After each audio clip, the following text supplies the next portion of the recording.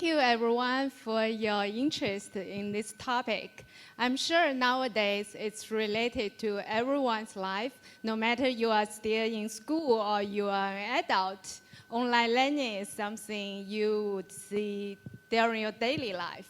So I'm from the Virtual High School. It's a nonprofit organization based in Boston. We started in 1996. So I will just, from my organization's experience, to talk about the online learning trend in US. First, let's look at some current data.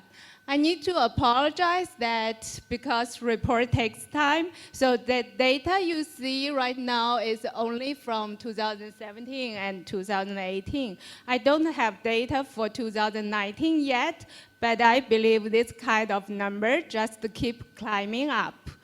And as you can see that for 2017, 1/3 of students in US colleges, they will take at least one online course.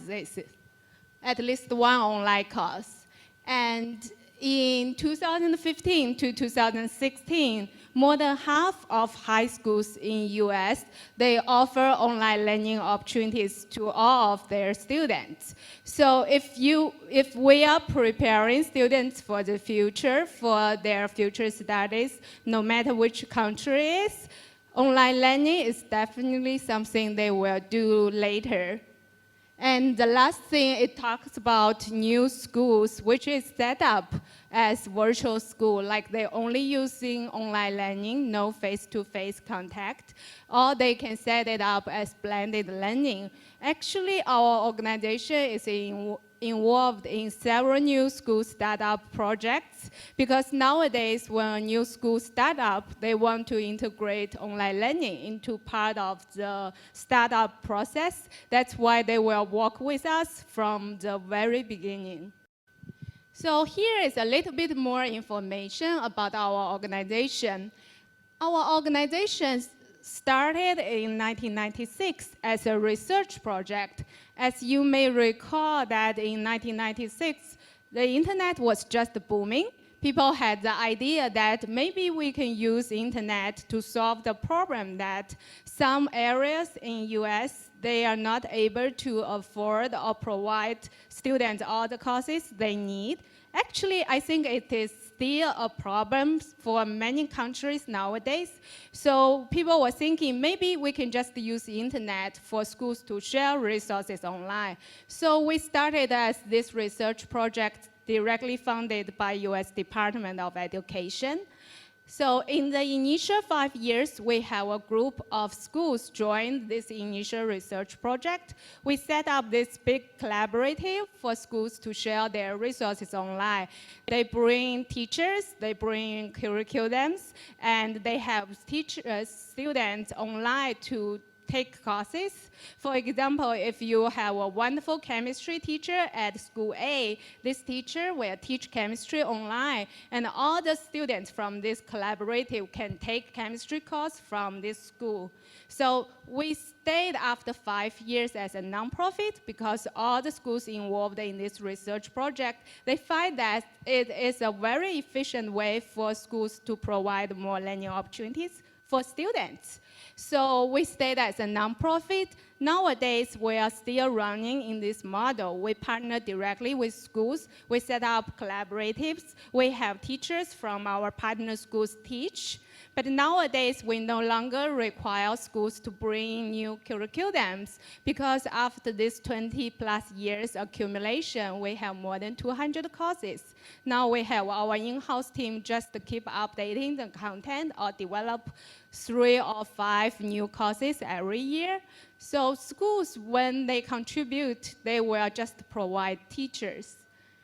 And as you can see nowadays, we work with 700 schools around the world. Every 10 schools, 9 schools will be based in US, and there will be 1 international school. My role at this organization is to work with international schools.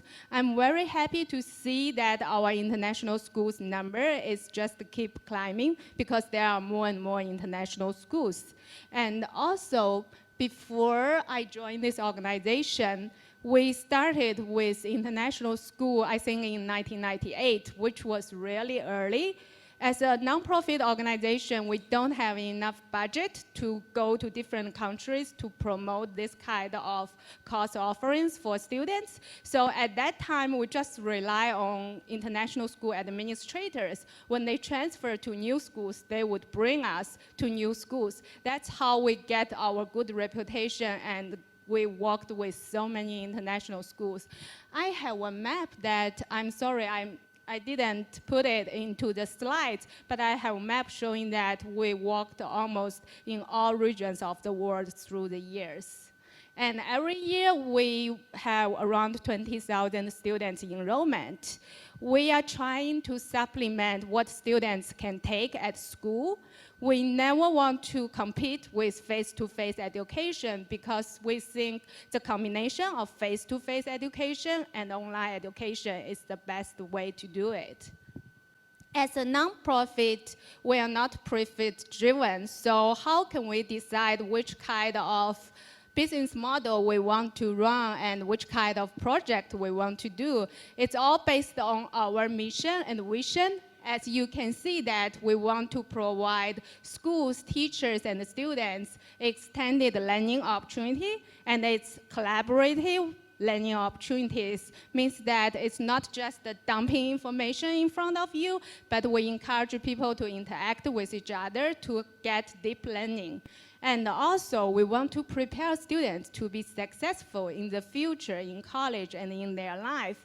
It's not just about text preparation or just about content. It's also about all the essential skills they would need for 21st century.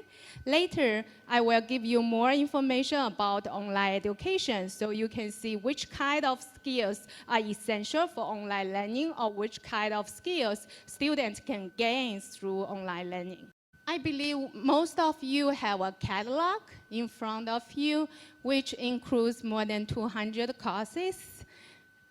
As you can imagine, normally at a high school, an international school, normally a school will offer maybe at most 150 courses at one time.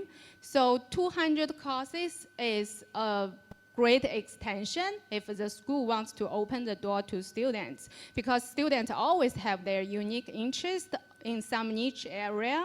Sometimes if you only have 1 or 2 students who want to take this subject, you may have to say no to the students based on the budget and all other kinds of concern. But if you can provide this opportunity online for students, that opens the door for many students. And as nowadays, we encourage students to pursue their interest, so we would like to provide as many opportunities as we can for students.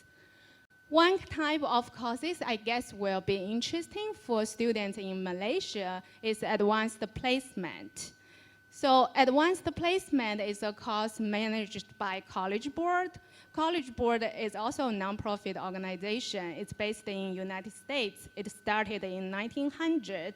At that time, many schools, many universities have different standards, and those universities are in discussion thinking about maybe we should set up a common standards. It will make it a little bit easier for high school students when they want to apply to universities. That's how College Board come out. Nowadays, it is still behave like the liaison between higher education and secondary education to tell secondary education schools, students, which kind of criteria, which kind of characteristic higher education want to see from students. And the College Board is mainly managing 2 types of exams. One is SAT, so for most students who go to US, they take SAT.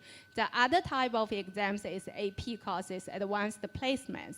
Advanced placement courses is equivalent to entry-level college courses in US. So if a student take AP courses, and if they do it well, and they do well in AP exams, later when they go to university, they can transfer the credit from this AP exam directly. As you know that the tuition for college in US is very expensive. So if you can take it during high school, it will be a great money saver for students. And it also saves some time. I know some quite advanced students, they take several AP courses during high school. Later, when they go to universities, they can shorten their duration of the program from 4 years to 3 years. So if the student has capability to do that, they prefer to do that. And also for advanced placement, because it's college level courses, admission officers are always happy to see that you are able to take this type of college level courses. It makes them confident that later, once you enter the university, you are able to take this type of college level courses. And we are the current online course provider which provide most AP course offerings. I think normally in a public schools or private schools in US, a school will provide maybe on maximum 17, 15 AP courses at one time. So what they do when they find students have some special needs, for example, AP music theory, normally one school will only have maybe 2 to 3 students who want to take AP music theory. At that time, they would prefer to send the students online to study with a group of other students who are also interested in the same subject for them to study together. And then because all of our AP courses are approved by College Board, it prepares them well for AP exams.